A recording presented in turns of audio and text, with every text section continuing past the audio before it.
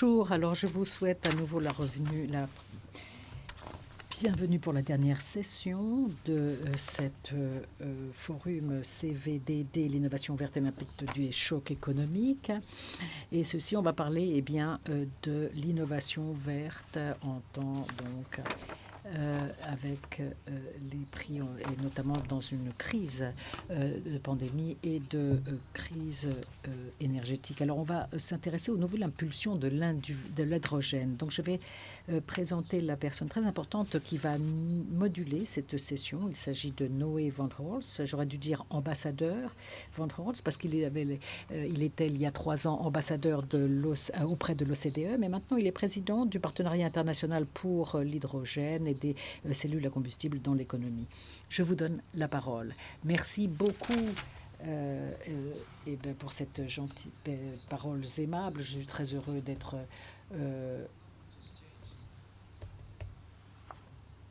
je suis très heureuse de voir que les dernières sessions sont toujours les plus difficiles. Et c'est formidable de voir que vous êtes resté jusqu'à la fin, parce qu'en général, la dernière session, c'est la meilleure. Vous avez eu raison. Et puis, je sais qu'il y a aussi des participants en ligne. Et je suis heureux de savoir que vous êtes tous avec nous encore. Et vous pouvez tout à fait envoyer vos questions lorsque nous les aborderons. Alors, pourquoi c'est une bonne session? Parce que l'hydrogène, c'est vraiment un sujet très brûlant, comme vous allez l'entendre et comme vous allez le découvrir. Si vous ne le croyez pas, il faudrait regarder ce qui s'est passé au cours de la dernière réunion COP. Combien de réunions et d'annonces ont été faites, en particulier sur l'hydrogène vert? C'est incroyable. Moi-même, alors que je suis censée être au courant de tout, je ne peux plus suivre. Donc je suis très heureux que d'autres personnes le fassent aussi. On va donc discuter, on va découvrir le sujet avec d'excellents experts et on va découvrir pourquoi c'est le cas. Mais la COP25 a été vraiment la preuve que ce sujet d'hydrogène vert en particulier est brûlant. Étant donné que le sujet parle aussi des chocs et des impacts du choc économique, des crises et ce qui a changé après la guerre en Ukraine. Je pense que c'est très important de l'avoir en tête et je suis sûre que beaucoup des panels, des panélistes vont parler de cela et ils vont nous dire si notamment la guerre, nous a ralenti et on va discuter de ce sujet ici. Alors depuis mon point de vue, après je vous donnerai la parole aux invités, mais de mon point de vue, ce qui va se passer dans les 10 à 15 années est vraiment critique. Pourquoi est-ce que je dis ça? Parce qu'on voit tellement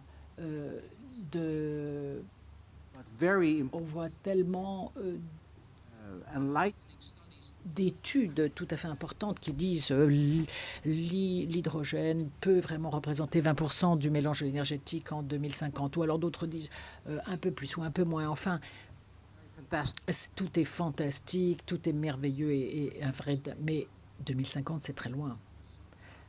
Bien entendu, c'est pas loin si on regarde les choses du point de vue du climat, mais c'est quand même très loin de notre perspective. Et c'est assez difficile de savoir exactement si cela va arriver ou pas. Alors, les 25 années à venir vont nous montrer ce qui va se passer. Est-ce que le monde va réussir à mettre à échelle cette nouvelle technologie très promettrice? Si on ne réussit pas, il faudrait que...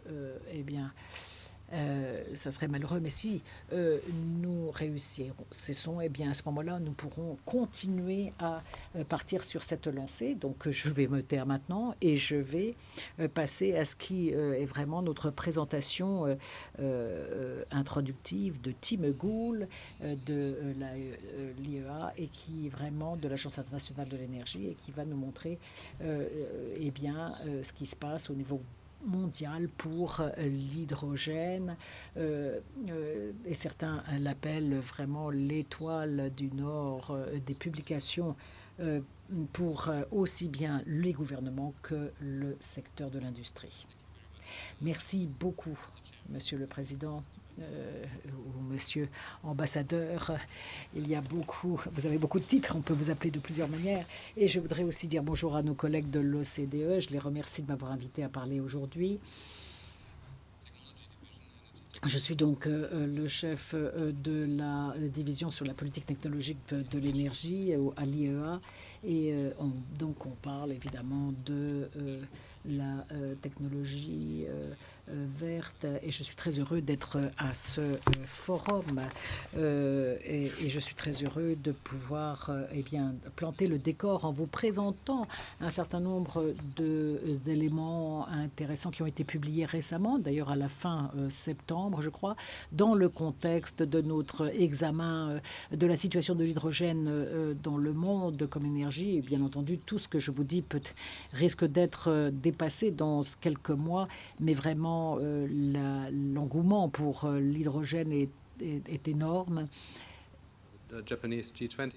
Et en fait, on a commencé en 2019 à faire des rapports au cours de G20 sous la présidence japonaise et on essaie d'expliquer donc cet élan qui s'est arrivé pour l'hydrogène et on a essayé en fait de chercher des preuves avec des chiffres et je dois dire que ça n'est pas facile. Je peux l'admettre maintenant, j'aurais pas pu le dire à l'époque.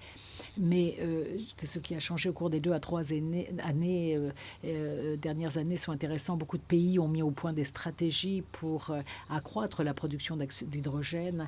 Et évidemment, la crise énergique mondiale due à l'invasion de l'Ukraine par les Russes pousse dans ce sens. Et cela fait que l'hydrogène est devenu une ressource non seulement pour traiter du changement climatique, mais aussi pour traiter de la crise énergétique. Alors ce que je voudrais présenter, c'est permettre une compréhension du projet, enfin pour voir comment on peut faire plus de progrès. Le point de départ, et à beaucoup d'égards, eh bien, c'est que l'hydrogène, ça n'est pas nouveau. Lorsque l'on parle de ce nouvel élan, eh bien, on ne parle pas d'un nouveau vecteur énergétique. En fait, on a déjà 90 milliards de tonnes d'hydrogène qui ont été produits en 2021, ce qui est un pic. Et c'est de l'hydrogène qui a été pour l'utilisation dans les raffineries, dans les entreprises chimiques pour la production d'engrais. Et c'est utilisé et c'est dans des applications tout à fait intéressantes et ça permet d'avoir des émissions de CO2 très faibles et ça aide évidemment dans un certain nombre de domaines. L'hydrogène n'est pas vraiment verte complètement. En fait, il y a ça permet d'avoir des éléments, mais le gaz, par exemple naturel, eh bien, n'aide pas la sécurité de l'énergie, non la lutte contre la pollution. Donc en fait, il faut que l'hydrogène soit dans des conditions particulières pour qu'elle devienne intéressante. Donc après toute cette idée, eh bien, pourquoi est-ce que l'on parle d'un nouvel élan? Eh bien, en fait, ce qui est intéressant, c'est que ce projet va à une vitesse incroyable. Depuis 2019, on a mis une liste de projets qui sont en attente ou qui ont commencé, et c'était particulièrement intéressant. Et à l'époque, il n'y en avait pas tant que ça. Aujourd'hui, on a vraiment un ensemble de projets qui attendent et qui sont en en cours et qui ont considérablement augmenté, avec une production d'hydrogène faible à 20 millions de tonnes, ce qui est bien au-delà de ce que nous avons pensé. En tout cas, c'est bien au-delà de ce qui était annoncé, et avec donc jusqu'à 10 millions de tonnes de combustible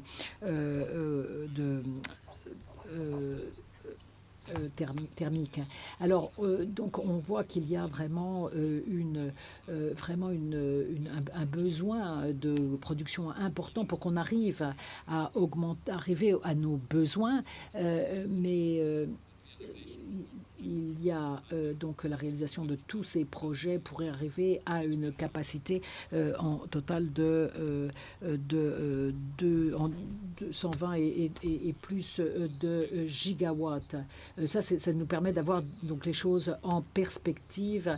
On aurait une capacité en fait de fabrication qui serait supérieure à 60 gigawatts par an d'ici 2030. Et ceci évidemment est assez considérable comme capacité.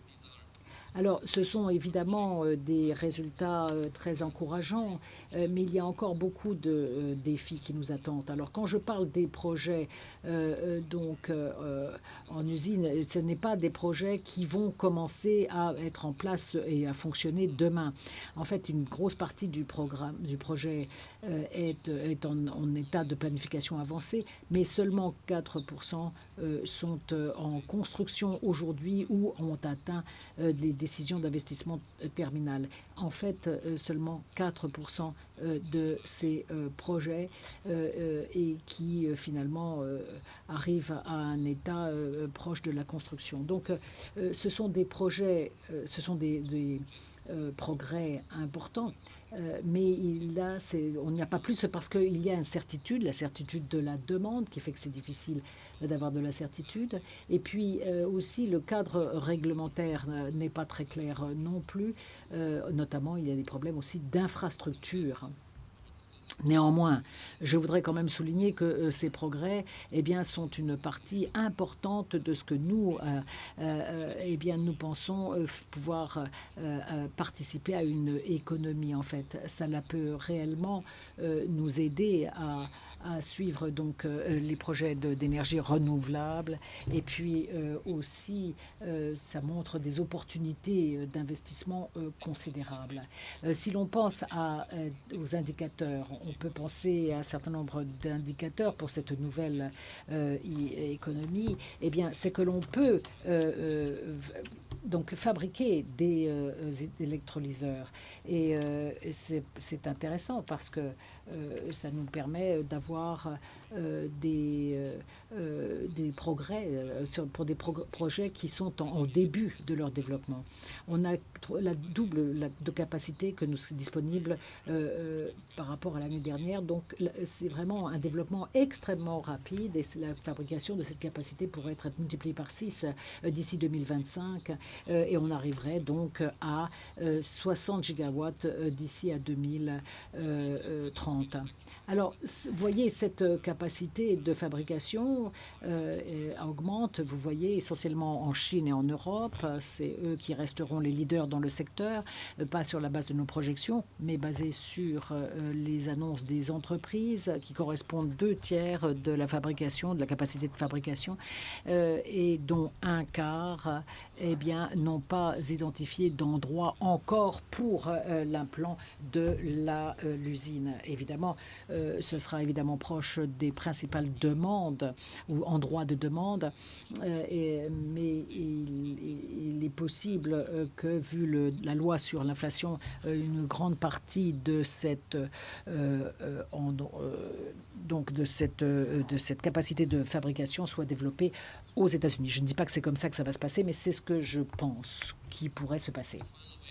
Alors, pour maintenant continuer à introduire la session d'aujourd'hui, je voudrais parler des échanges d'hydrogène, du commerce d'hydrogène, qui peut commencer assez rapidement dans le contexte de l'Europe et de la crise énergétique. Le Japon et l'Australie ont fait des efforts. un premier envoi d'hydrogène liquide en février de cette année. Et la crise énergétique actuelle et l'implication pour la sécurité énergétique fait que beaucoup de pays accélèrent leurs efforts aujourd'hui dans le domaine d'échange d'hydrogène. Et néanmoins, le combustible hydrogène est relativement limité.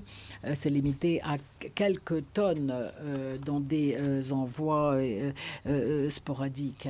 Néanmoins, lorsque vous regardez les projets orientés vers l'exportation, eh bien, nous pensons que 12 millions de tonnes d'hydrogène, même sous la forme d'hydrogène pur ou d'ammoniac, pourraient être exportés annuellement d'ici à 2020 et 30, pardon. Et des projets pourraient commencer à être opérationnels l'année prochaine, mais évidemment, il y a des problèmes d'incertitude, problèmes techniques et d'autres questions réglementaires, mais la majorité de ces projets en sont à des étapes vraiment très précoces de développement, et c'est un défi que d'arriver donc des estimations.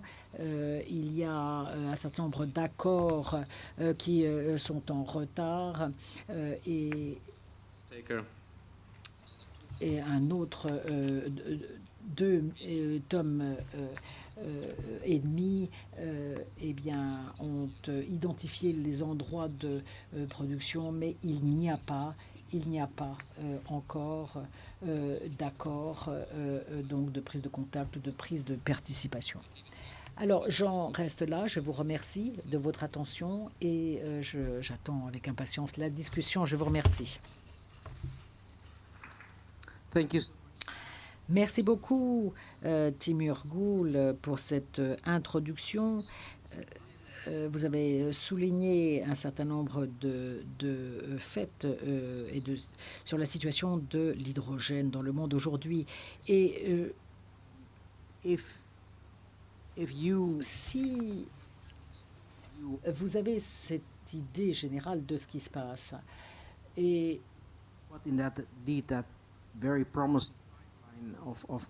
c'est toute cette série de projets tout à fait prometteurs, même s'il y a une certitude. Si vous deviez choisir un ou deux facteurs, je suis sûr que le gouvernement vous pose la question tout le temps. Je veux dire, l'AIE est constamment sollicitée. Qu'est-ce que nous devons faire? Qu'est-ce que nous devons régler pour vraiment faire en sorte que ce nouveau coup de pouce soit possible?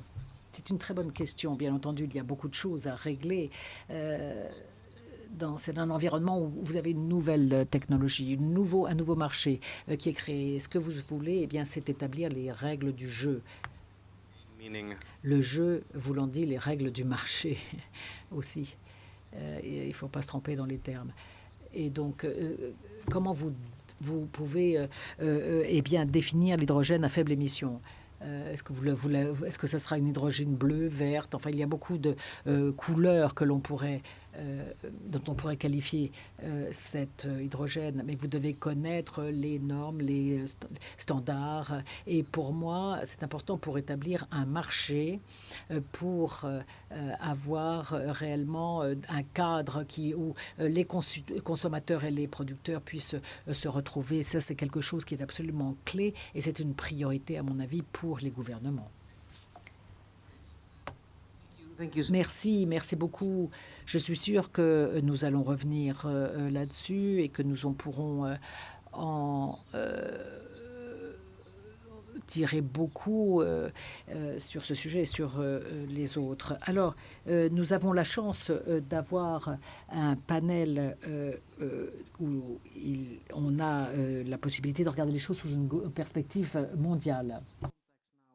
Alors, l'AIE analyse ce qu'il se passe. Nous avons maintenant bien clair dans la tête le contexte mondial, mais maintenant, dans la table ronde, nous avons des experts de différents pays pour pouvoir vraiment approfondir ce qu'il s'y passe et ce qu'il se produit dans ces pays.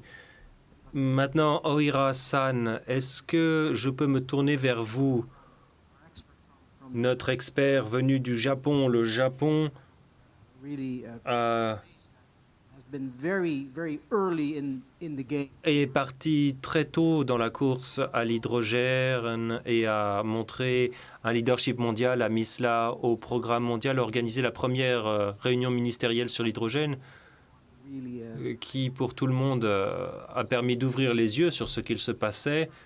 Vous avez rédigé la première stratégie hydrogène. Est-ce que vous pourriez un peu développer là où en est le Japon, comment les choses se sont développées au Japon depuis lors, et pour en revenir à cette thématique essentielle des chocs et de la guerre en Ukraine, est-ce que cela change les choses? Est-ce que cela accélère les choses pour vous? Comment voyez-vous les choses?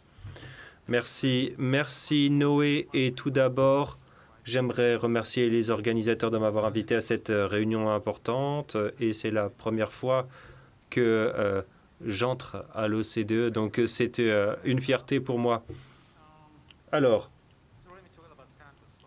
pour parler de l'histoire de l'hydrogène au Japon, la première stratégie était il y a presque 10 ans, en 2013, et à l'époque, beaucoup de personnes étaient sceptiques quant à l'hydrogène. Mais je dirais que la situation a changé spectaculairement. Et parmi la dizaine de pays qui ont des stratégies nationales pour l'hydrogène, beaucoup de pays se sont engagés à engager un énorme budget pour l'hydrogène, ce qui est une bonne surprise pour moi. Et quoi qu'il en soit, au Japon, nous avons une longue histoire d'utilisation de l'hydrogène. Nous avons lancé un programme national de R&D dans les années 70. Et comme vous l'avez dit, nous avons la stratégie nationale pour l'hydrogène de 2017, un peu plus tard. Et puis, cette stratégie doit maintenant être révisée, vu la situation, l'engagement de neutralité carbone et la nouvelle feuille de route devrait être rédigée d'ici à la fin de l'été prochain. Donc, je vais vous parler de la situation actuelle au Japon et de la feuille de route. Nous avons la feuille de route jusqu'en 2050 et le but est de réduire les coûts de l'hydrogène et de développer aussi la demande pour l'hydrogène en 2030 et en 2050. Il y a de nombreuses actions dans cette feuille de route parce que les utilisations de l'hydrogène sont très larges et on essaye de développer la production, le transport, etc. Et je dirais que pour 2030, ce sera une année très importante pour le Japon parce qu'en 2030, nous devons lancer la production d'électricité à partir d'hydrogène et il y aura énormément de demandes pour l'hydrogène.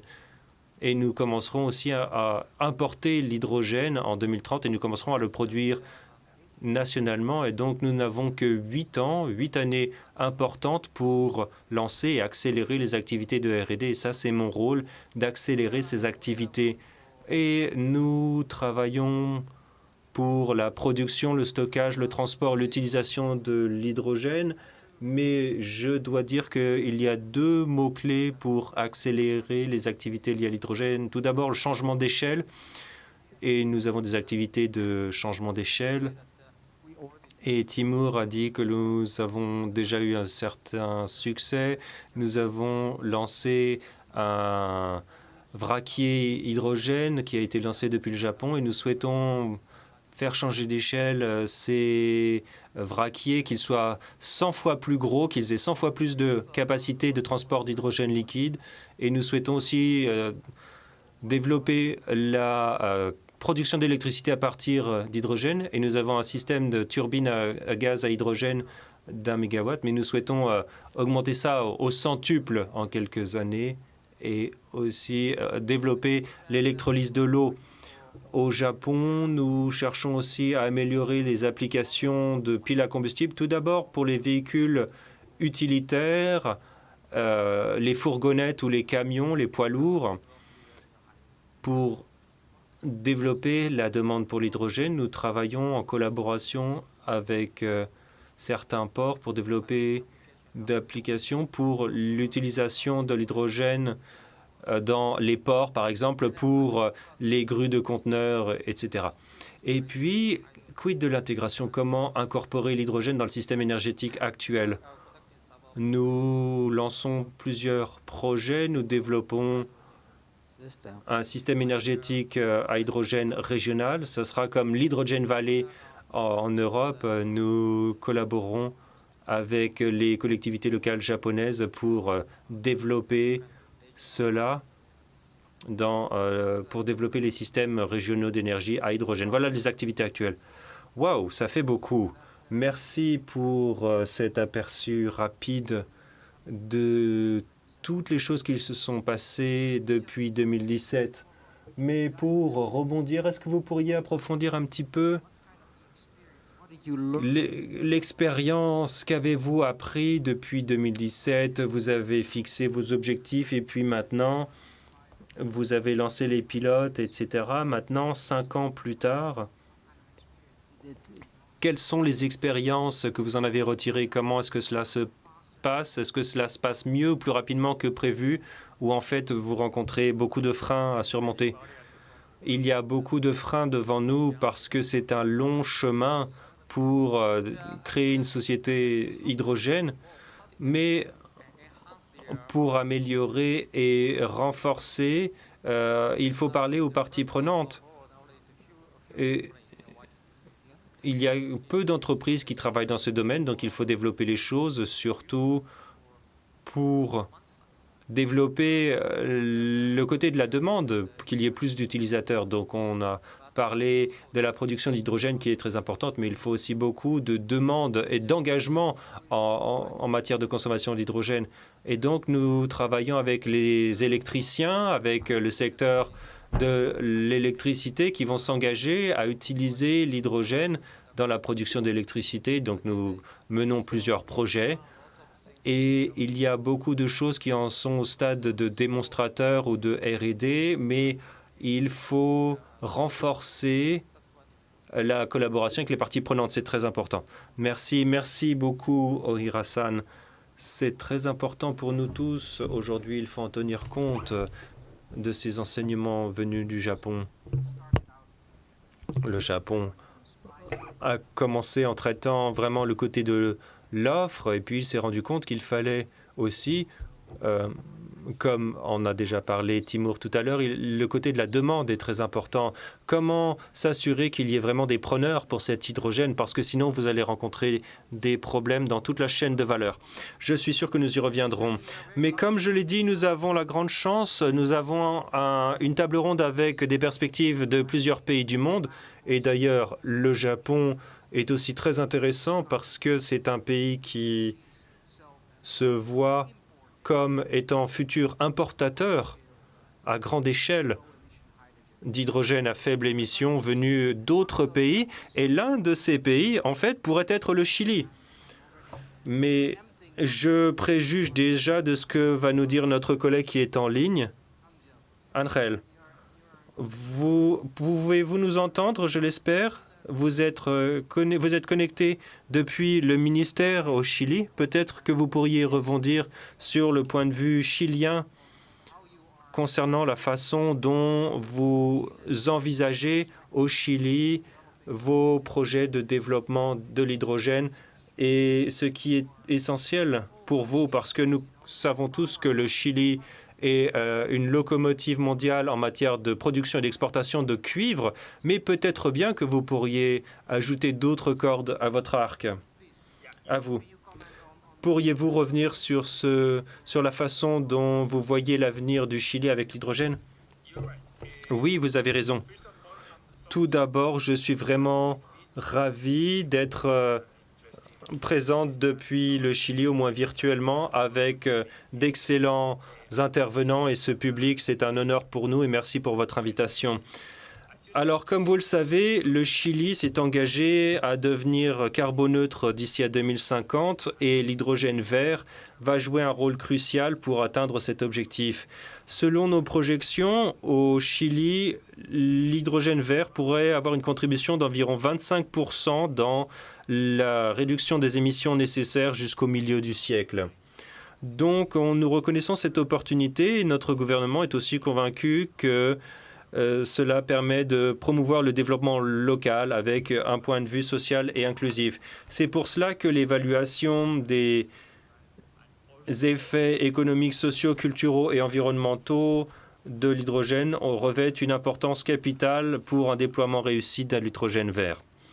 Avec ces défis en tête, le gouvernement du président Boric a créé un comité interministériel mené par le ministère de l'Énergie qui, en étroite collaboration avec l'Agence chilienne de développement économique et d'autres ministères tels que le ministère des Affaires étrangères, de l'économie, des finances, de la science et de la technologie, de l'environnement et du transport, entre autres.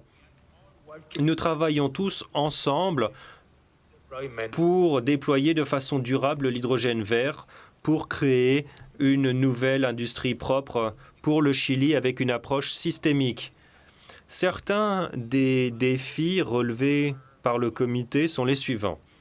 Tout d'abord, la croissance de la demande interne qui doit passer des 52 000 tonnes par an actuels à un potentiel de 5 millions de tonnes d'ici à 2050, ce qui représenterait un petit peu plus d'1% de la demande mondiale anticipée. Deuxièmement, la création de nouvelles activités économiques et la croissance de la valeur locale dans toute la chaîne de production, ce qui sera rendu possible par le développement de fournisseurs nationaux de produits et de services grâce à la création d'emplois locaux à forte valeur, de transfert de technologies et aussi de recherche et développement. Troisièmement, le développement local qui est au cœur du processus de création de ce nouveau secteur. Cela doit être harmonieux et respectueux de l'environnement. Il doit être juste du point de vue de l'insertion de cette industrie dans les collectivités locales et il doit être équilibré en matière de biens publics et de distribution et de répartition aussi. Et enfin, le renforcement des capacités d'exportation d'ici à 2050. Au moins 30% de la production mondiale d'hydrogène vert sera importée par les principaux centres de consommation tels que l'Union européenne et aussi le Japon, par exemple. Et cela leur permettrait éventuellement de couvrir leur propre demande intérieure. D'un autre côté, nous sommes un pays béni par énormément de potentiel d'énergie renouvelable. Il s'agit d'une opportunité gigantesque pour le Chili et son économie et la collaboration internationale est essentielle pour accélérer la compétitivité de l'hydrogène vert dans le monde entier. C'est pour cela que nous faisons la promotion d'accords et de partenariats avec de nombreux pays que nous visons à renforcer, mais aussi avec de grands ports et des organisations internationales pour fournir un cadre solide pour une transition vers un avenir plus vert et pour se préparer à exporter des molécules vertes bien avant 2050. Permettez-moi de conclure en disant que les partenariat public-privé devrait être notre terrain d'entente et le point de départ pour élever les ambitions de l'action climatique sous tous les angles. Travaillons ensemble pour renforcer cette relation pour un avenir meilleur, non seulement pour nous, mais aussi, surtout, pour les générations à venir. Merci. Excellent, merci beaucoup, Angel, pour cet aperçu des réflexions actuellement qui ont cours au Chili, parce que, comme beaucoup d'entre vous le sauront, le Chili vient d'élire récemment un nouveau gouvernement, mais bien évidemment, c'est aussi le point de vue du nouveau gouvernement, comme vient de l'expliquer Angel. Cela veut dire qu'on met beaucoup l'accent sur la façon dont l'hydrogène peut aider à décarboner l'économie au Chili, aussi pour les collectivités locales et l'économie locale. Et comme vous avez cet énorme potentiel pour les ENR, au Chili, vous avez aussi en ligne de mire des exportations. Pourriez-vous nous éclairer un petit peu plus, Angel, parce que vous dites que oui, ça va aussi venir avant 2050, mais comme je l'ai dit dans mon introduction, 2050, pour certaines personnes, c'est encore très loin. Pourriez-vous nous donner votre meilleure estimation du moment où, même si c'est à petite échelle, quand est-ce qu'on verra les premières expéditions d'hydrogène vert en provenance du Chili pour aller au Japon ou en Europe ou d'autres endroits du monde? Pourriez-vous nous donner une estimation? Oui, nous travaillons fortement pour avoir notre première exportation d'hydrogène vert ou même d'ammoniac d'ici à environ 2050. Donc nous travaillons sur les réglementations, nous travaillons aussi sur le développement d'une infrastructure commune et puis nous travaillons sur les infrastructures portuaires, etc., etc. Notre attente est donc que d'ici à 2030, nous ayons les premières cargaisons qui aillent au Japon, en Union européenne. Non, pardon, pour que ce soit clair, vous avez dit 2050 ? 2030. 2030, d'accord, oui. Pardon, j'avais mal compris. Peut-être que je suis à moitié sourd, c'est peut-être aussi la raison. En tout cas, c'est ce que dit ma femme. 2030, super. C'est très bon à savoir. Et comme vous l'avez dit, vous avez parlé aussi de l'ammoniac. Parce que pour ceux d'entre vous qui ne le savaient pas, l'ammoniac peut être une des façons, un des vecteurs en tout cas, pour le transport de l'hydrogène. Très bien. Merci beaucoup. Merci de rester en ligne. Nous reviendrons vers vous si possible plus tard.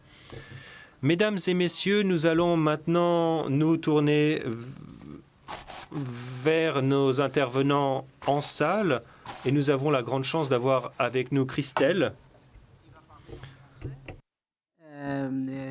C'est très bon aussi.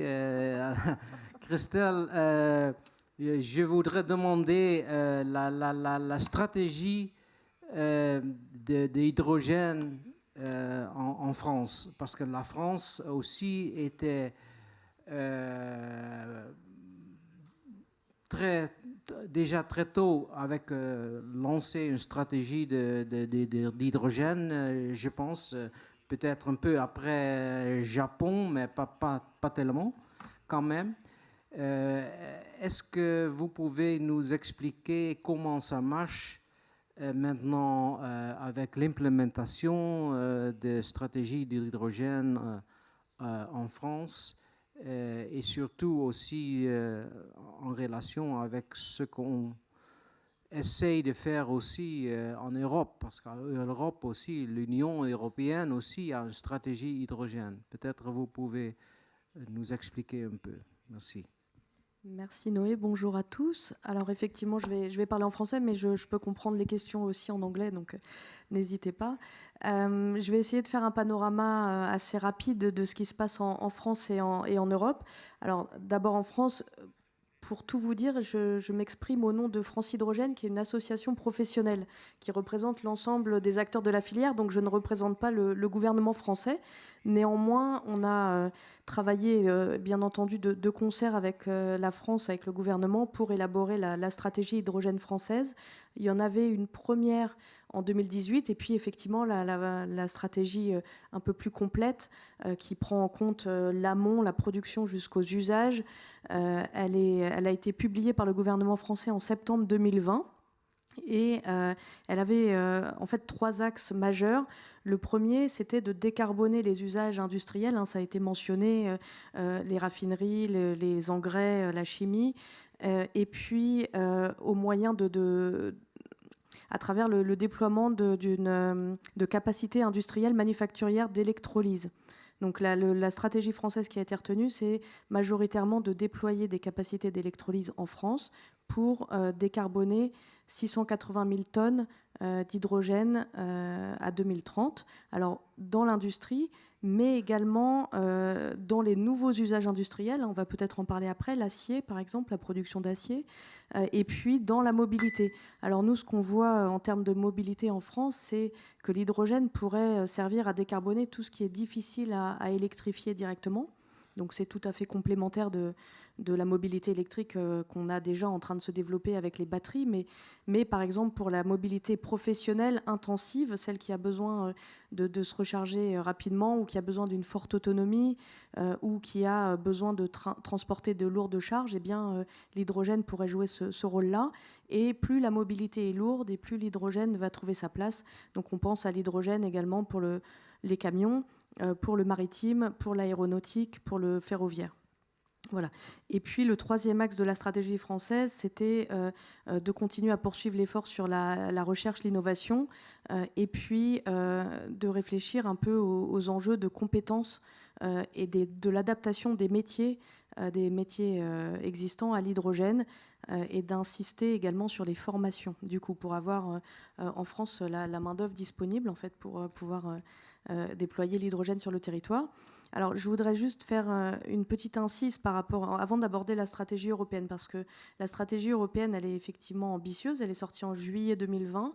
Elle parlait de 1 million de tonnes d'hydrogène à 2024, 10 millions de tonnes à 2030 de consommation, avec une partie d'importation. Et l'Union européenne insiste beaucoup sur l'hydrogène vert.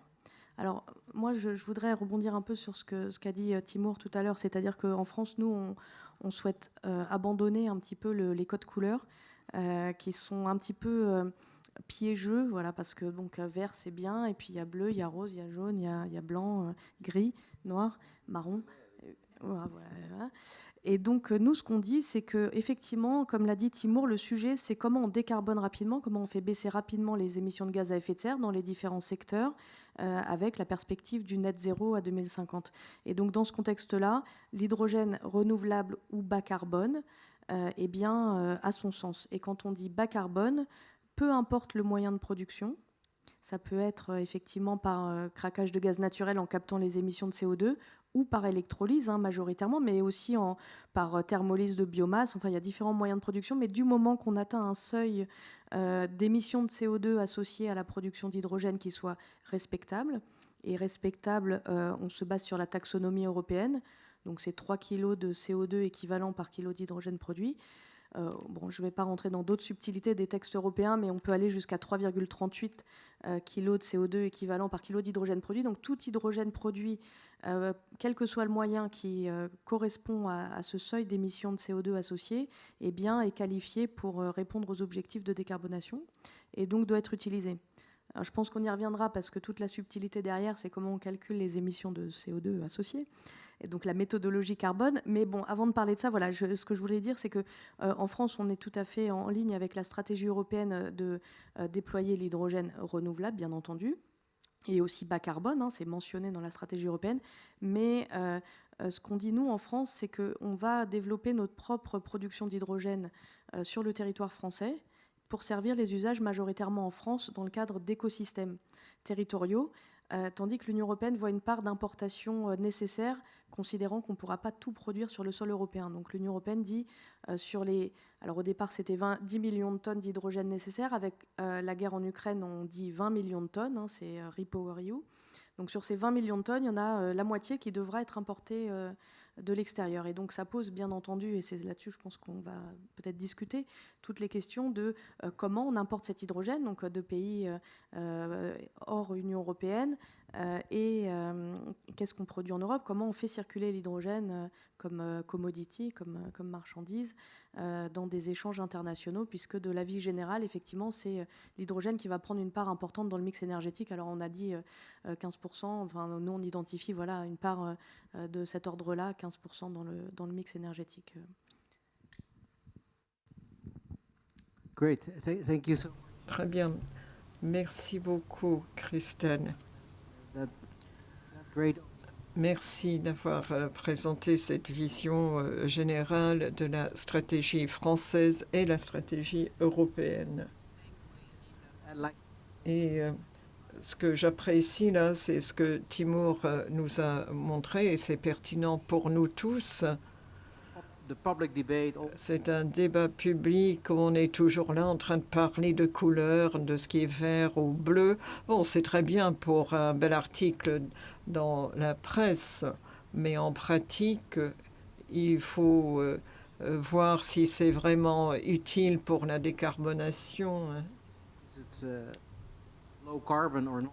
Et est-ce vraiment bas carbone ou pas?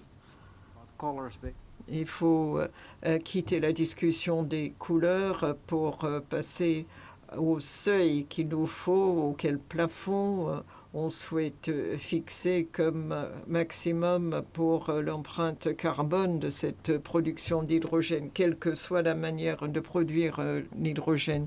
Et évidemment, on veut quitter la production d'hydrogène de sources fossiles, comme c'est majoritairement le cas en ce moment. Bon, et une question de suivi, Christelle, c'est une question un peu double. You do stress that the French approach. Vous signalez que l'approche française correspond à l'approche européenne. Quite. Et pourtant, on voit qu'il y a des différences sensibles entre la France qui met l'accent sur la production européenne et cette approche régionale. On voit des clusters, il y a l'Allemagne, les Pays-Bas et la Belgique. Et on parle d'infrastructures européennes et on intègre des importations importantes à ce mix. Est-ce que cela vous inquiète? Est-ce que vous pensez que ce manque d'alignement, peut-être que j'exagère, peut-être que vous ne le voyez pas ainsi, mais comment est-ce que vous voyez cet alignement ou manque d'alignement de votre perspective industrielle?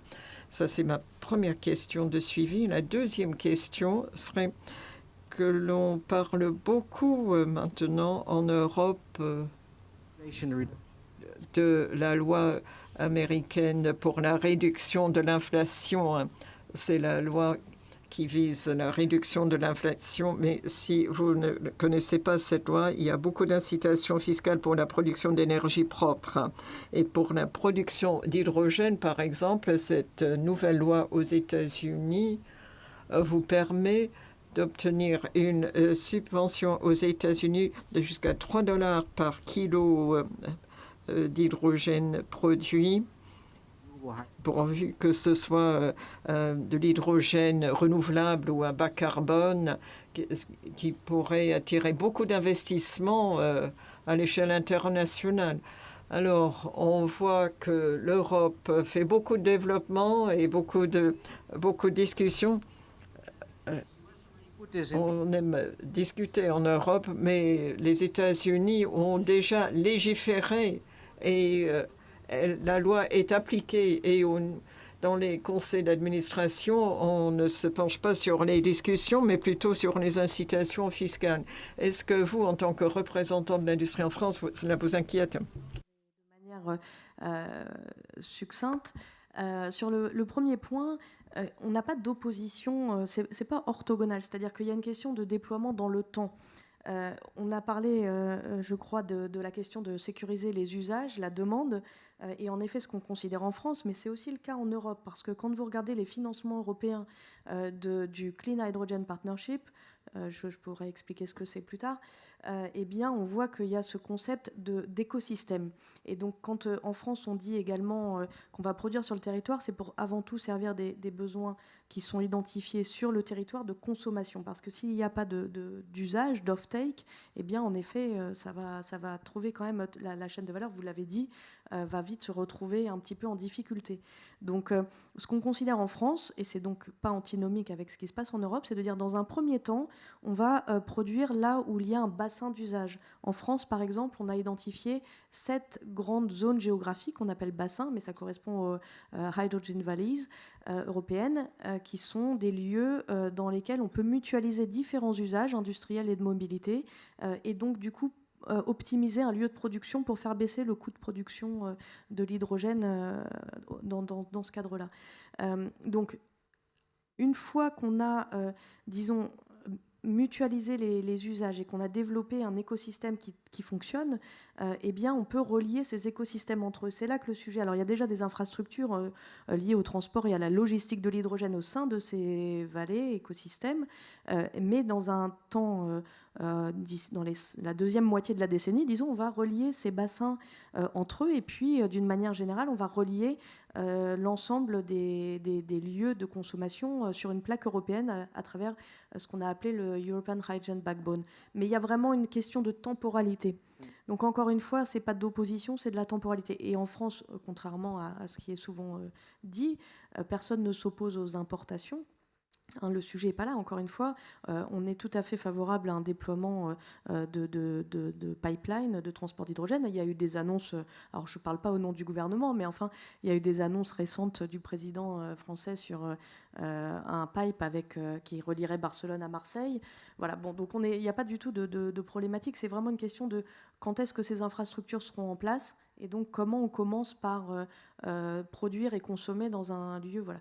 Donc, sur le premier point, encore une fois, je crois que ce qui fait, si vous voulez, un petit peu la divergence entre la France et l'Europe, c'est qu'en France, on souhaite être un producteur d'hydrogène en se basant sur le réseau électrique français, qui a un avantage compétitif, à savoir d'être déjà extrêmement décarboné, et ce qui n'est pas le cas du réseau électrique dans d'autres pays, par exemple en Allemagne, et d'être, alors c'était le cas jusqu'à présent, relativement peu coûteux. Et donc, on voulait produire notre hydrogène en France à partir du réseau électrique français, donc par électrolyse, en satisfaisant aux critères d'hydrogène clean bas carbone. Voilà. C'est ça le projet français, et ce n'est pas, encore une fois, du tout antinomique avec ce qui se passe au niveau de l'Union européenne, puisque tout le monde s'aperçoit que, étant donné les objectifs qui ont été fixés de 20 millions de tonnes, dont 10 millions de tonnes produites en Europe, 10 millions de tonnes d'hydrogène produites sur le sol européen, ça nécessite 550 TWh d'électricité renouvelable supplémentaire. C'est considérable, donc personne ne croit sincèrement qu'on va y arriver, étant donné le rythme de déploiement des renouvelables dans les différents pays de l'Union européenne. En France, également, on n'avance pas assez. Donc voilà, l'horizon, c'est bien l'hydrogène renouvelable, mais encore faut-il pouvoir satisfaire aux besoins qu'on a de consommation identifiés. Voilà. Ça, c'était pour le premier point. Sur le second point, effectivement, on a regardé avec beaucoup d'intérêt les annonces du mois d'août aux États-Unis et de ce Inflation Reduction Act, qui est effectivement, comme on dit, un game changer. C'est-à-dire qu'on voit bien que effectivement les États-Unis avancent avec des règles qui sont considérées en effet par nos industriels comme simples, lisibles, implacables, tandis que nous, en Europe, on est encore en train de discuter depuis un certain temps sur comment on considère que l'hydrogène produit est renouvelable, quelles sont les règles pour le qualifier ainsi, quelle est la méthodologie carbone associée. Donc ça, ce sont des discussions, je crois que c'est un peu inhérent au cadre de l'Union européenne que de prendre du temps. Mais enfin, on est tous d'accord pour dire que maintenant, il faut singulièrement accélérer parce qu'en effet, on ne va pas libérer les investissements rapidement si le cadre n'est pas clair. Et puis après, effectivement, on regarde aussi en France, on a un mécanisme qui va entrer en vigueur également pour compenser le coût de production entre l'hydrogène d'origine fossile qui est produit aujourd'hui et l'hydrogène renouvelable ou bas carbone. Donc on va mettre en place un mécanisme en France un peu du même ordre à partir de 2023. Great, excellent. Thank you so much. Très bien, merci beaucoup. Merci d'avoir fourni ces explications. On voit que ça explique un certain nombre de points. Mais nous avons encore un intervenant. Nous remercions Antoine d'avoir réagi à la dernière minute. Je crois que ce matin, quand vous vous êtes levé, vous ne saviez pas que vous deviez faire partie de ce panel, mais vous remplacez Marco Alvera, qui malheureusement n'a pas pu venir. Mais nous sommes ravis de vous avoir ici, Monsieur Antoine de Chêneprêtre. Vous avez votre expertise dans ce domaine, dans un domaine plus vaste, mais votre expérience est intéressante et nous aimerions entendre vos réflexions sur ce que vous avez entendu. Où va l'hydrogène quelles sont les orientations que l'on voit? Quelles sont vos réflexions à ce sujet? Bon, merci de cette invitation de dernière minute. Je ne suis pas sûre que je remplace Marco Alvera parce que Marco est un vrai expert de l'hydrogène, ce qui n'est pas mon cas. Moi, je suis plutôt expert dans le domaine des politiques d'innovation verte. Mais je suis ravie de faire partie de ce panel et en tant qu'outsider, je peux peut-être être un peu l'agent provocateur. Mais je voudrais réfléchir à ce que je viens d'entendre. Targets. Lorsque je vois toutes ces cibles fixées par les gouvernements, Timur nous a présenté les graphiques avec les chiffres année par année.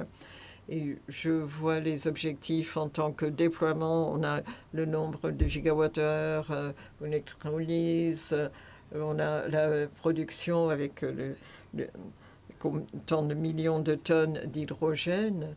Mais ensuite, je réfléchis à la discussion d'hier, où nous avions une session sur l'innovation axée sur des missions et ces stratégies des missions. Alors là, je me pose la question de savoir quelle serait la mission ici, quelle serait la cible. Et je dis, à l'instar de n'importe quelle technologie bas carbone, l'objectif serait le coût. À mon avis, il faudrait que l'hydrogène vert soit un prix concurrentiel par rapport à l'hydrogène de source fossile.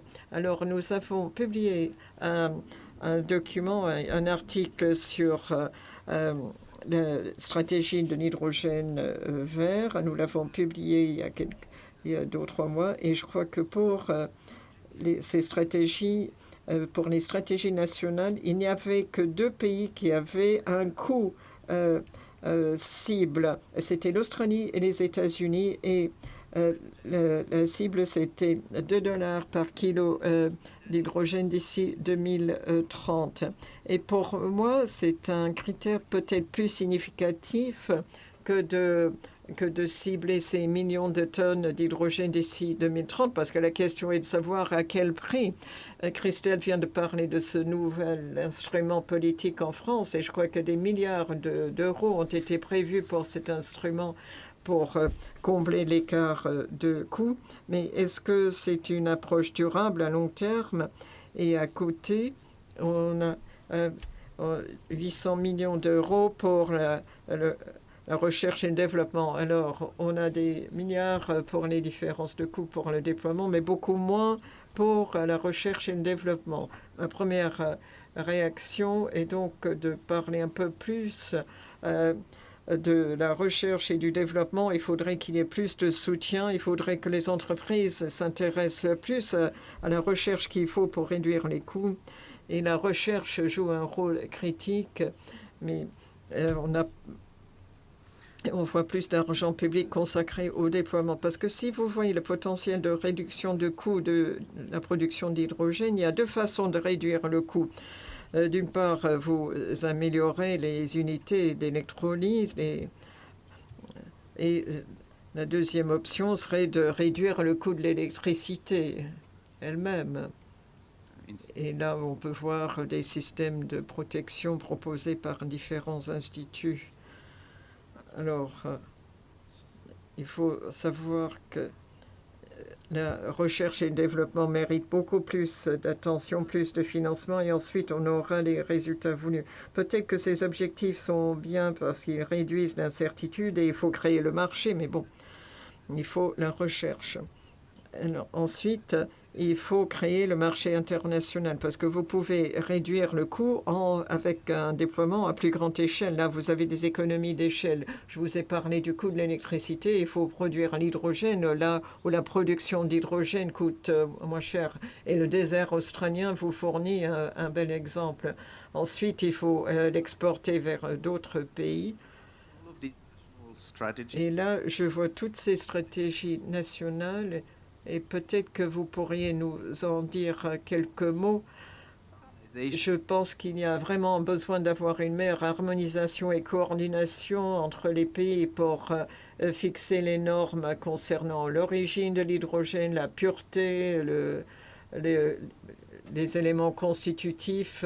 Parce que sans cette coordination, cette harmonisation, nous ne pourrons pas créer le marché international qu'il nous faut pour avoir l'hydrogène vert que nous visons. Certes, la tâche doit être difficile parce que comment définir ce que c'est que l'hydrogène bas carbone?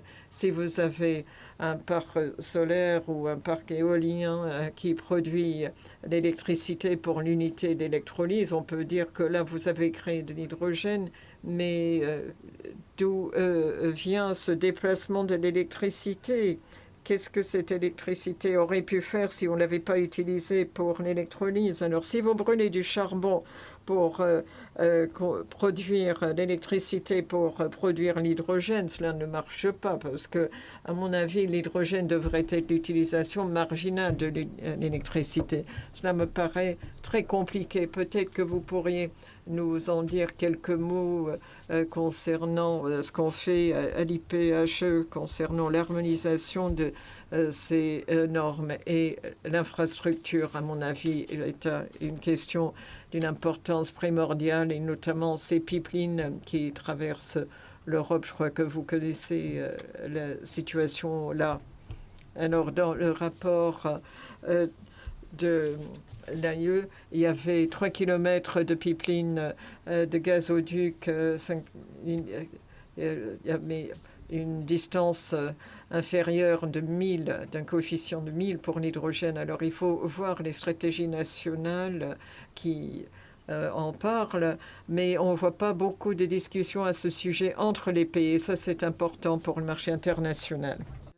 Antoine. Merci, Antoine. Il semble que vous êtes plus expert que vous le dites. Merci, merci beaucoup.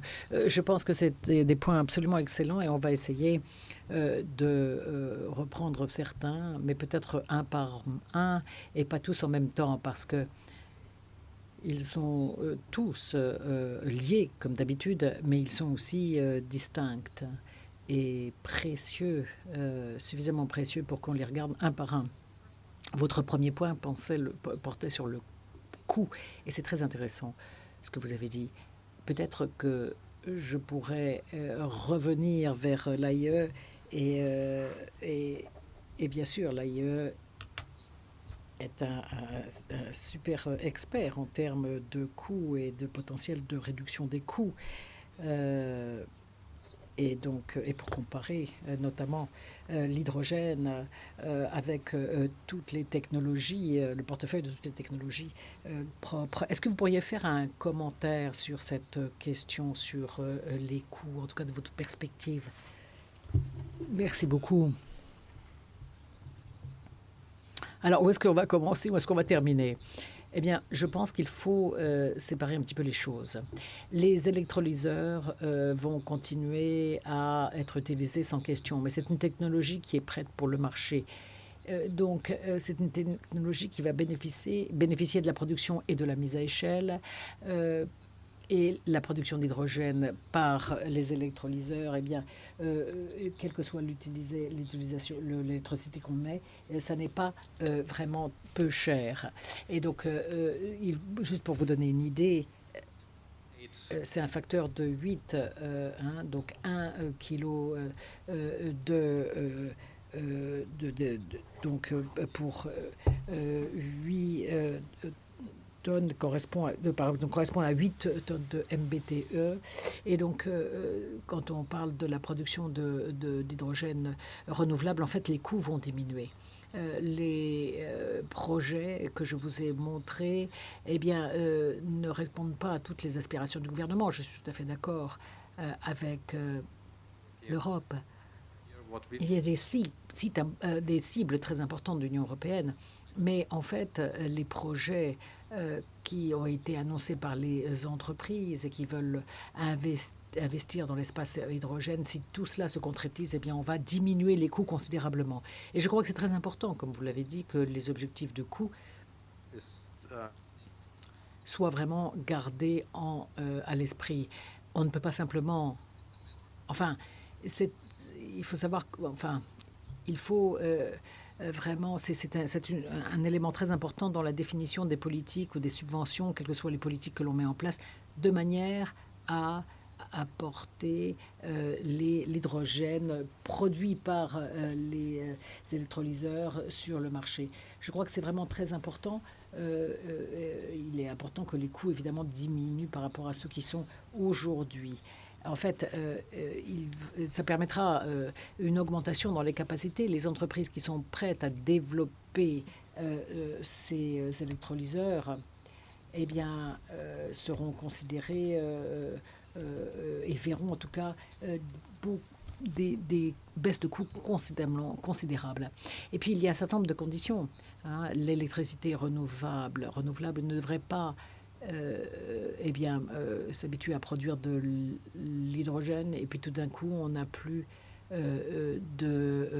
d'électricité pour d'autres éléments. Donc il faut faire en sorte que ces produits, ces projets viennent s'ajouter aux d'autres éléments qui ont été mis en place à ce jour.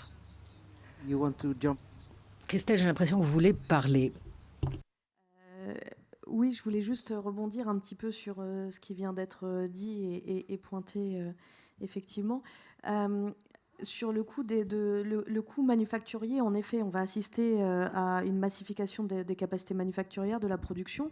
Donc il y a au niveau européen ce projet d'intérêt européen commun, IPCEI, qui effectivement permet d'identifier des capacités de production par électrolyte qui vont faire baisser par 4 les coûts de l'électrolyseur. Aujourd'hui, pour donner un ordre de grandeur, on est à peu près, si on prend de l'électrolyse alcaline, sur 1 000 € du kilowatt, on va passer à 250 € du kilowatt dans les prochaines années. L'Union européenne a fait une alliance des fabricants d'électrolyseurs avec une montée en compétences, en puissance pour produire chaque année 17 gigawatts d'électrolyse, de capacité nouvelle d'électrolyse par an.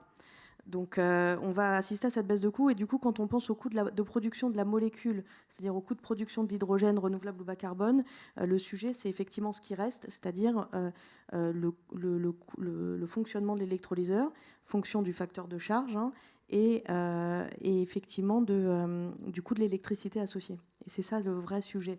Donc on a parlé de la question de l'additionnalité, mais ce qu'on regarde c'est qu'en effet...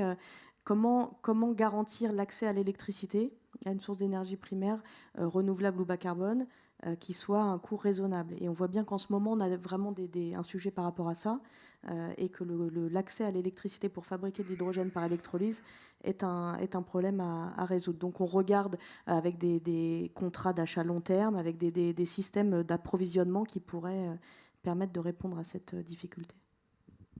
Merci Christelle. Ohira-san, you want to comment? Vous voulez faire un commentaire sur le coût? Oui, absolument. Il y a beaucoup d'aspects. Donc, la massification, en effet, est très importante. L'autre question, c'est d'utiliser un certain nombre d'éléments. Par exemple, le gouvernement australien utilise Banco pour produire l'énergie, l'hydrogène, mais elle ne peut pas être exposée. Alors, il faut regarder aussi comment on utilise l'énergie pour produire de l'hydrogène, pour produire de l'hydrogène à faible émission. Donc, c'est quelque chose d'intéressant. Qu'est-ce qu'on fait avec l'énergie qui n'a pas été utilisée? Alors, le coût de l'électrolyseur, c'est en effet une question importante. Il faut regarder les CAPEX, mais les OPEX aussi. Il faut regarder aussi l'entretien, les coûts de l'entretien. Et quels sont les différents coûts qui entrent dans la maintenance. Et pour savoir cela, on a besoin de regarder tous les éléments un par un. Thank you.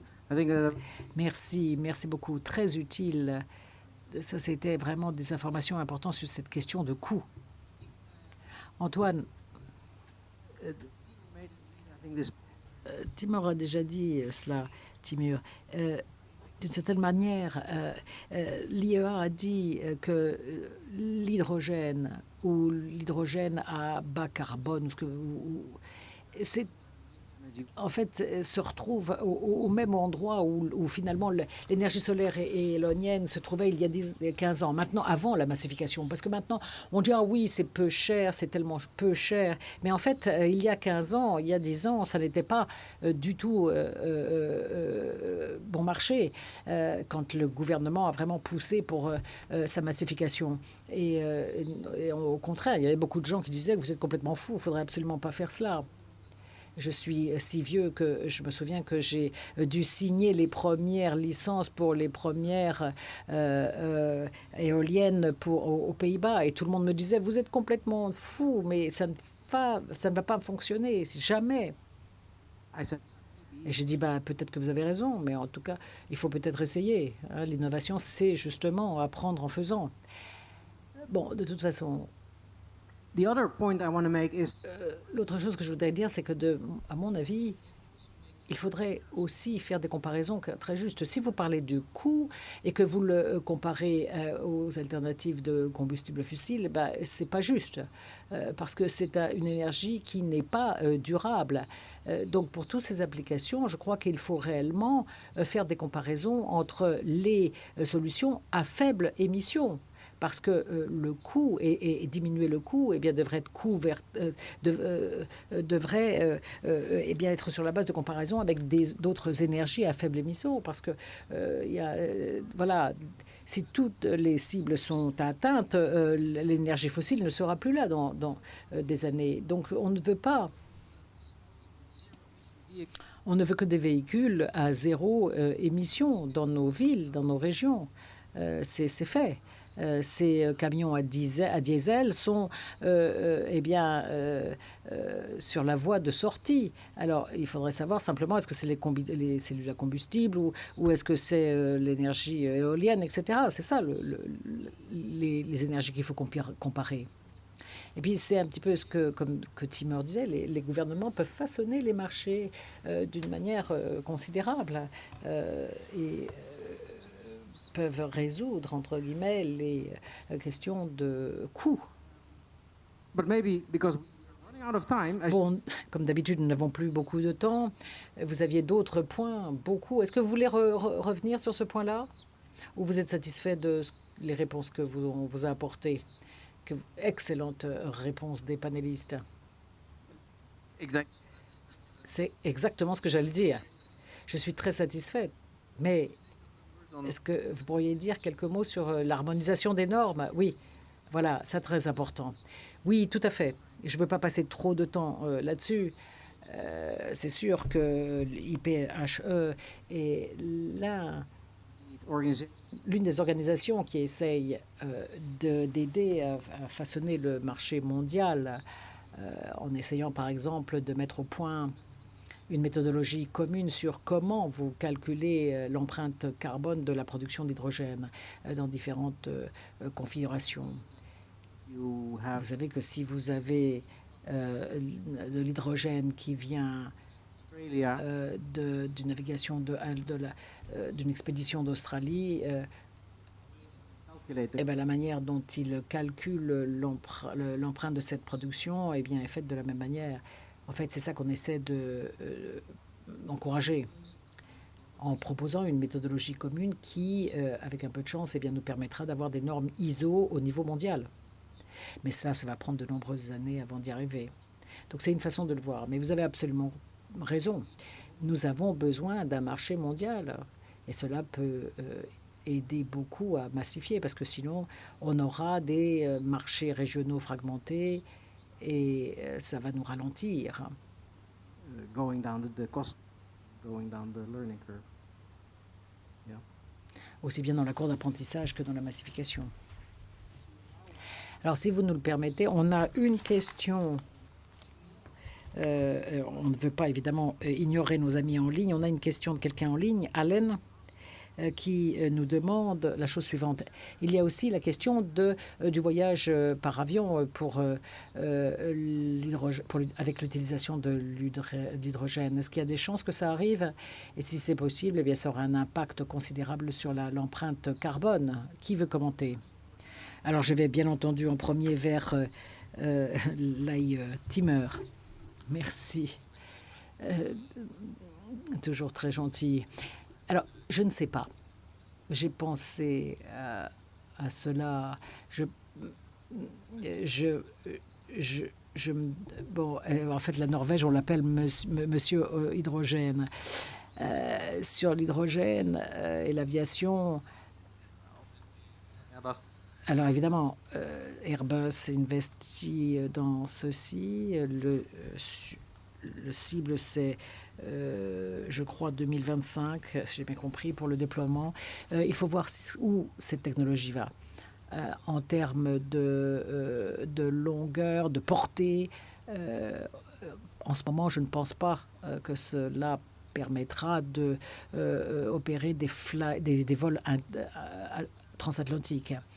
Mais l'hydrogène peut jouer beaucoup de rôles au niveau micro, à bord, pour l'électricité qui est utilisée. Et puis, bien entendu, il y a la possibilité d'avoir des combustibles synthétiques dérivés de l'hydrogène. Et ça, donc on arrive à net zéro, enfin, c'est ce dont on parle dans les scénarios à net zéro 2050. Et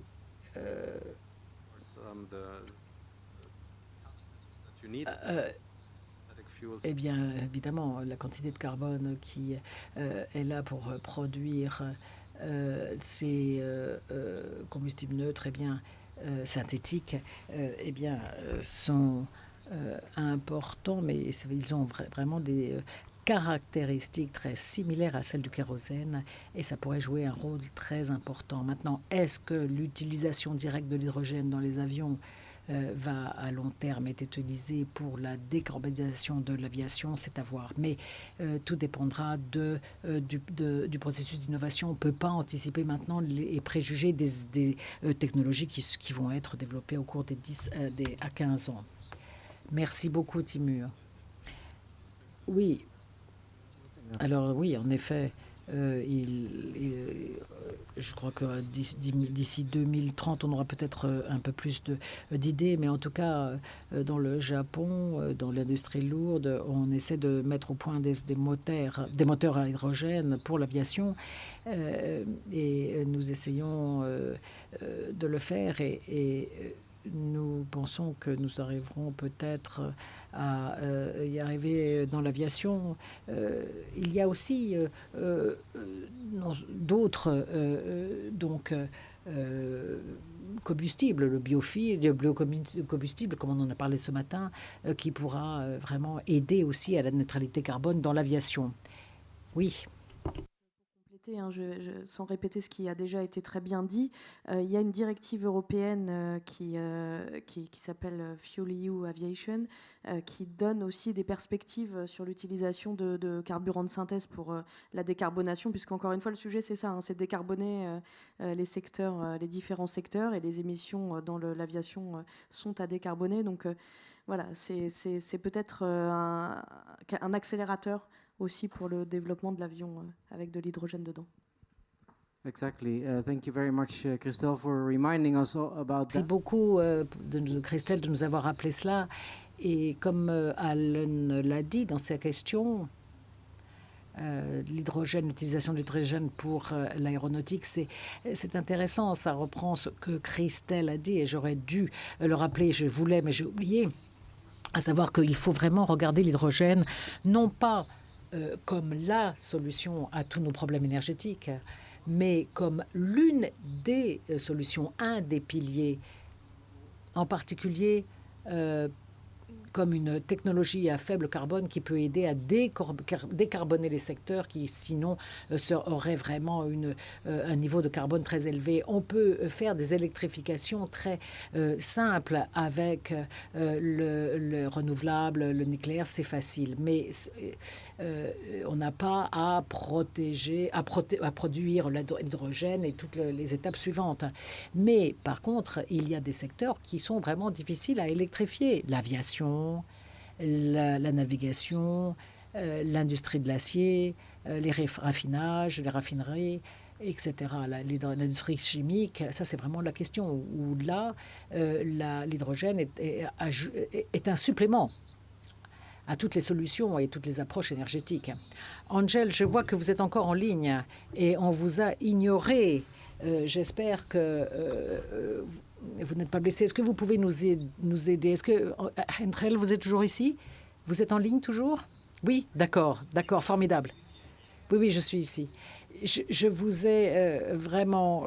j'ai eu tort de vous laisser de côté parce que nous avons eu cette discussion sur le coût et aussi sur les questions de la création de marchés mondiaux, notamment standardisés. Donc, est-ce que vous pouvez commenter sur ces éléments? Parce qu'à un moment, quelqu'un m'a dit le Chili pense qu'ils seront... le pays qui produira l'hydrogène le meilleur marché au monde. Je ne sais pas si c'est encore le cas.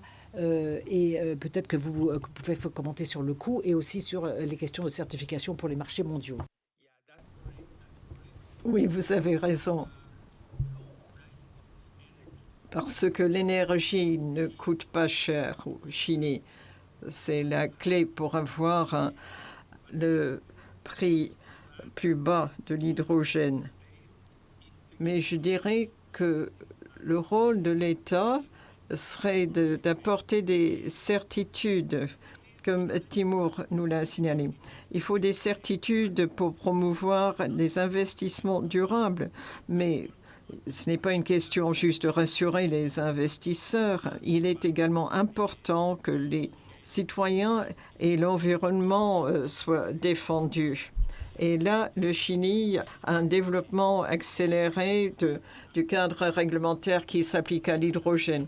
Nous avons légiféré pour reconnaître l'hydrogène comme source d'énergie et nous, au ministère de l'Énergie, nous sommes responsables de ce cadre réglementaire. Et nous avons un projet de collaboration avec les parties industrielles pour fixer les normes qui s'appliquent à l'hydrogène. Et évidemment, il y a des normes de sécurité qui sont des questions à régler. Nous voudrions exporter l'hydrogène vert, comme je vous l'ai déjà dit. Alors, il faut s'assurer que l'hydrogène produit soit vraiment vert, d'origine renouvelable. Et il est donc important d'avoir l'étiquette avec la reconnaissance internationale de la certification de l'hydrogène comme hydrogène vert. C'est pour cela que nous nous intéressons très près à la certification. Alors, les pouvoirs publics chiliens collaborent dans un partenariat public-privé et la certification est un des sujets que nous traitons ensemble. Très bien, merci beaucoup Angèle. Et je suis content de voir que vous avez évoqué la sécurité parce que c'est quelque chose qui nous intéresse au niveau mondial. Parce que si vous évoquez la possibilité d'avoir l'hydrogène utilisé dans de nouvelles activités telles que la mobilité, le transport ou même pour le chauffage, il faut évidemment les normes de sécurité les plus exigeantes que possible. Dans l'industrie, Timur nous a dit que dans certaines usines, dans l'industrie, on travaille depuis des décennies avec l'hydrogène et ils savent manipuler l'hydrogène. Mais une fois qu'on l'applique à de nouveaux contextes et de nouvelles applications, c'est complètement nouveau. Et pour une utilisation à la maison, pour ainsi dire, c'est complètement nouveau. Il y aura toujours des problèmes et bien sûr, il faut tirer les enseignements de ces expériences. Il faut des échanges à l'échelle internationale. Comment mieux faire, comment éviter de tels problèmes. Mesdames et messieurs, nous avons ici un panel qui est formidable, mais chaque chose a sa fin, mais sans que je pose la question que l'OCDE me demande de vous poser à vous tous. Alors, quelles sont les lacunes de connaissances les plus importantes? Et nous avons parlé de ce que nous savons, mais quelles sont les lacunes? Qu'est-ce que nous ne savons pas? Quelles sont les connaissances qui manquent et qu'il faudrait traiter au cours des travaux à venir, que ce soit pour l'AIE ou pour d'autres? Alors, c'est Timur qui représente l'AIE, mais bon, peut-être que je pourrais commencer par vous, Antoine. Think are some areas that À votre avis, quels sont les domaines négligés? Bon, To me, moi, je pourrais dire que c'est moi qui serais responsable de faire ce travail supplémentaire. J'ai aimé ce que vous avez dit au sujet de l'hydrogène qui est au stade où était l'énergie solaire ou éolienne il y a une quinzaine d'années. Là, on a vu vraiment une production très importante au cours de ce laps de temps. Mais la question est de savoir comment trouver le meilleur mix politique pour mettre en place cette accélération, ce déploiement à plus grande échelle. Bon, je vous ai parlé de démonstration de projets, de fixer des objectifs. Faut-il des crédits fiscaux ou des incitations à l'investissement, un crédit fiscal en faveur des investissements? Je n'ai pas la réponse à ces questions, mais je crois que de telles réponses aideraient beaucoup les pouvoirs publics à combler ces lacunes, parce que je vois beaucoup de différences entre les pays avec les différentes politiques mises en œuvre. Et il faut obtenir les résultats, bien sûr, au moindre coût, mais ça, c'est toujours la question qui vaut $1 million. Merci, Antoine. Alors, oui, Ressan. Bon, il y a des lacunes, bien sûr, mais c'est le marché de l'hydrogène qui n'est pas suffisamment développé et les pouvoirs publics doivent soutenir ce marché. Mais comme vous avez dit, il y a beaucoup de pays qui ont des stratégies nationales et ont une certaine expérience. Mais là, nous avons l'occasion de partager nos connaissances. Nous avons eu des programmes de coopération autour de l'hydrogène à l'AIE et d'autres coopérations. Mais je crois qu'il faut un meilleur partage des connaissances. Il faut une coopération entre les différents cadres, parce qu'il y a plusieurs cadres, mais il faudrait un seul cadre qui englobe les connaissances. Et il faudrait poser la question non seulement aux pays membres de l'OCDE, mais également aux pays émergents. Les parties prenantes ne sont pas uniquement du côté de l'industrie, mais également du côté des pays. Très bien, merci. Merci beaucoup. Christelle. En français, c'est quoi ça? C'est manque de connaissances. Manque de connaissances, ok. Manque de connaissances. Si on prend la perspective un peu générale qu'on a voulu brosser tous, hein, je vais essayer de ne pas prendre la perspective française, mais plus large. On voit l'hydrogène comme donc un vecteur énergétique qu'on transporte, qu'on importe, qu'on exporte, qu'on vend, qu'on achète. Et c'est effectivement très intéressant puisque c'est ça qui va faire la décarbonation et la sortie des énergies fossiles. Donc moi, ce que je trouverais intéressant, mais de ma fenêtre, et pour aussi pouvoir aider la filière française à se positionner, c'est d'étudier un petit peu les coûts de transport et de logistique. Parce qu'on dit, donc voilà, on va produire là où la ressource électrique renouvelable est très peu chère et très abondante. Et en effet, ça, c'est très valable. Hein, donc on va produire pas cher. Mais quand on va acheminer l'hydrogène pour le vendre aux consommateurs à peut-être des milliers de kilomètres plus loin, voilà, quels sont les coûts associés, alors soit par pipe, soit par bateau. Les bateaux, est-ce qu'ils existent? Est-ce qu'ils peuvent transporter soit l'hydrogène, soit un dérivé d'hydrogène? On a parlé d'ammoniac, il y a d'autres idées aussi.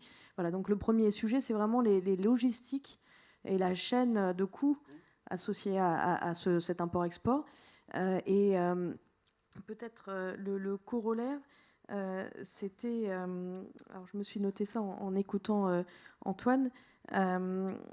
Est-ce que pour des pays hors Union européenne qui voient dans la production d'hydrogène renouvelable un peu un nouvel Eldorado, un nouveau moyen de développement économique, est-ce qu'il ne faudrait pas envisager peut-être d'exporter autre chose que l'hydrogène lui-même, mais peut-être des produits semi-finis, puisqu'il y a quand même l'idée de créer de la valeur un petit peu dans ces pays-là. Et l'idée, dans certains pays qui sont eux-mêmes assez peu électrifiés déjà, est-ce que notre objet, c'est en Europe, en tout cas, qui veut être in fine un peu importateur, est-ce que notre objectif collectif, c'est de faire produire de l'hydrogène vert là où c'est pas cher et pour nous servir à notre décarbonation?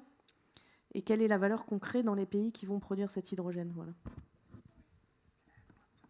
Okay, one minute intervention, Antoine. Just 10 Yes? seconds. Yeah. An important point. Très rapidement, je crois qu'un point important, c'est là où on essaie de calculer les coûts liés au transport et à la logistique. Il faut réfléchir au coût de la dépendance dans une chaîne de valeur mondiale. On a parlé de notre dépendance des carburants fossiles, de l'énergie fossile avec la guerre en Ukraine. Mais est-ce qu'on va remplacer une dépendance par une autre dépendance? Je suppose que la France cherche une certaine autosuffisance et une indépendance. Il faut voir les liens de dépendance dans la chaîne de valeur mondiale. Oui, on peut parler de sécurité énergétique, si vous voulez, mais là, c'est un autre sujet de discussion, mais on n'a pas le temps d'en discuter. Angèle, puis-je vous demander ce que vous voyez comme lacune dans les connaissances que nous avons? Où est-ce que l'OCDE ou l'AIE devrait combler ces lacunes? Moi, je suis d'accord avec les intervenants qui ont évoqué le coût. Bien sûr, il faut plus de financement pour la recherche et le développement. Et il y a également le coût des unités d'électrolyse. Il ne faut pas négliger le coût de l'électricité. Mais il faut un cadre réglementaire commun, des normes communes.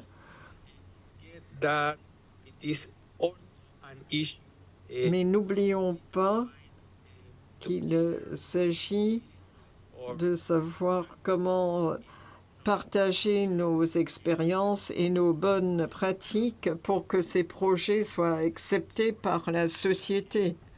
Nous avons eu des projets au Chili et nous avons besoin d'avoir un accueil positif des citoyens et il faut voir l'expérience que vous auriez en Europe ou au Japon ou dans d'autres pays du monde. Merci, Angèle. Enfin, Timur, le dernier mais pas le moins important. Rapidement pour la question de la chaîne d'approvisionnement, devrait lire notre publication avec les perspectives sur la technologie. Il y aura ce numéro publié au mois de janvier. Vous verrez les chaînes de valeur et d'approvisionnement propres.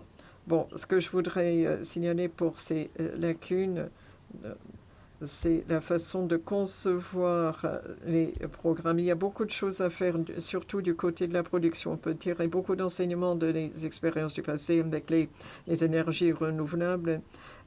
Personne ne veut consacrer trop d'argent aux subventions. Qu'est-ce qu'on peut voir de nos expériences du passé? Où est-ce que nous avons réussi? Où est-ce que nous avons moins bien réussi? Je ne dirais pas que ce soit une lacune en matière de connaissances, mais nous avons besoin de précision.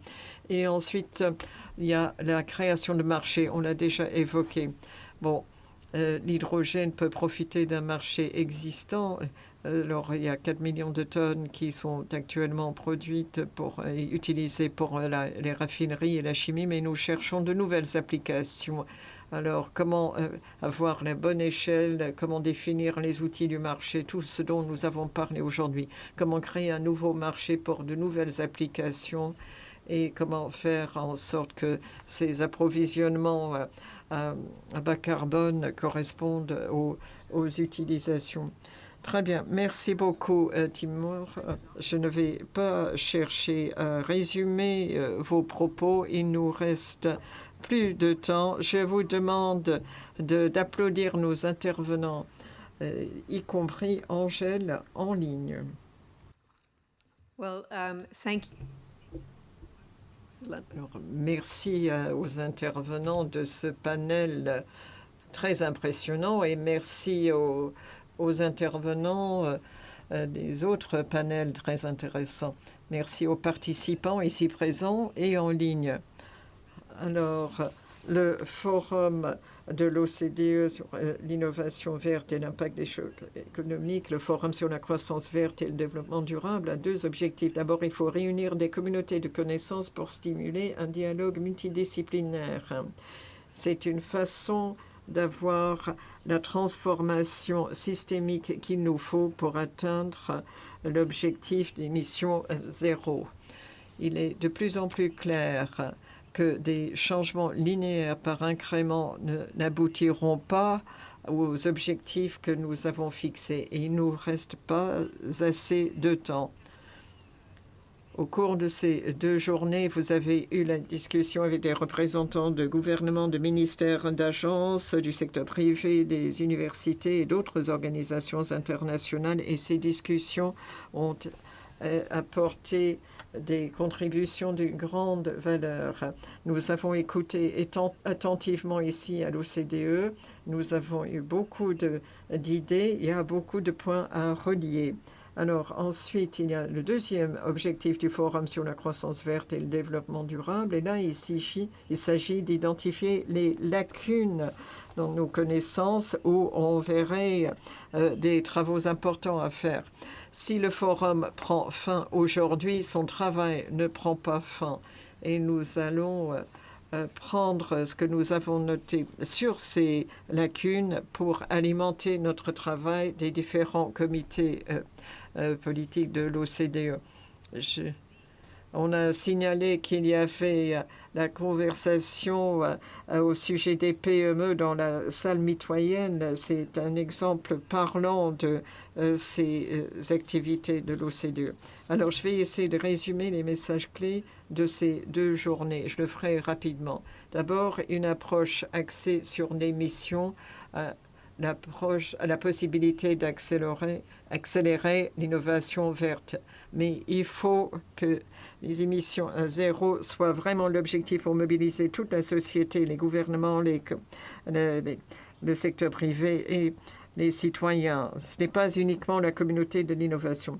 Ensuite, la politique de bioéconomie a son objectif d'avoir les biosources pour remplacer les carburants fossiles. Et c'est la clé de la transition vers l'économie verte à bas carbone. Il est intéressant de voir que certains pays ont déjà lancé des stratégies de bioéconomie. Alors, il y a le soutien pour cette activité plutôt novatrice tout en acceptant les arbitrages. Bien sûr, il y a des lacunes en matière de certification, de normes, de stockage en toute sécurité, des mix d'énergie, et il faut éviter les effets pervers. Ensuite, nous avons l'exemple du déploiement des vaccins contre le Covid-19 et on pourrait appliquer cette expérience à la transition verte. Avec la pandémie, il y avait vraiment un sentiment d'urgence, voire de panique, et nous en avons besoin pour atteindre la neutralité carbone. Les gouvernements doivent agir de manière active en faveur de la coopération internationale pour la science et pour la recherche et le développement. Nous pourrons ainsi gérer les bénéfices, les coûts et les risques. Quatrièmement, il faut soutenir l'innovation verte des PME, ce qui veut dire promouvoir l'adoption des processus de production plus durables pour les entreprises déjà existantes. Et nous pourrons également soutenir les start-up à vocation verte. Les PME ont besoin de normes simples. Il faut le développement et le renforcement des compétences et le financement. Il ne faut pas que les PME aient l'impression de se noyer dans les obligations et les normes. Il faut réunir les défis de la transition verte et la transition numérique pour que les deux aillent de pair pour les PME. Et enfin, pour revenir à ce panel excellent, il n'y a pas une seule technologie miracle pour la transition verte, mais force est de constater que l'hydrogène aura un rôle à jouer dans la décarbonation de certains secteurs. Dans la catégorie difficile, voire vachement difficile, comme vous avez dit. Mais il existe pourtant quelques barrières à surmonter. Pour transformer le potentiel de l'hydrogène vert, les gouvernements doivent soutenir la recherche appliquée. On a parlé des coûts des unités d'électrolyse, les défis du transport de l'hydrogène vert sous forme de carburant, par exemple. Il faut que les gouvernements investissent dans les infrastructures et il faut promouvoir le développement d'un cadre réglementaire robuste. Alors, globalement, on peut dire que cette conférence nous a donné beaucoup de matière de réflexion et on voit ce qu'il faut pour avancer vers la croissance verte et vers les objectifs de développement durable. Merci à vous tous, merci à notre panel ici présent et merci à Angel en ligne au Chili. Nous apprécions beaucoup la contribution de tous à la réussite du forum. Merci et bonne soirée.